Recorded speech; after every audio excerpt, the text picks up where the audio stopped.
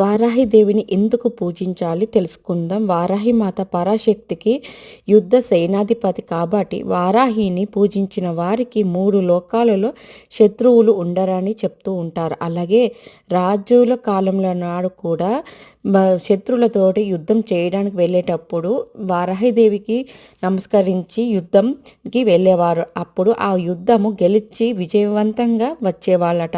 ఇతర ఆలయంలో ఏ పండుగలు ఉత్సవాలు జరిగినా ముందుగా వారాహిదేవికి అలాగే వినాయకుడికి పూజ చేయడం ఆనవాయితీగా వస్తుంది. కానీ తాజావూర్ ఆలయంలో మాత్రం వారాహికి తొలి పూజ నిర్వహించే ఆనవాయితీ ఎప్పటినుంచో ఉంది. అలాగే అడ్డంకులు తొలగి దైవబలం పెరుగుతుంది. అంటే ఇంట్లో ఉండాలి మహాపెరిము అని చెప్పిన మార్గము.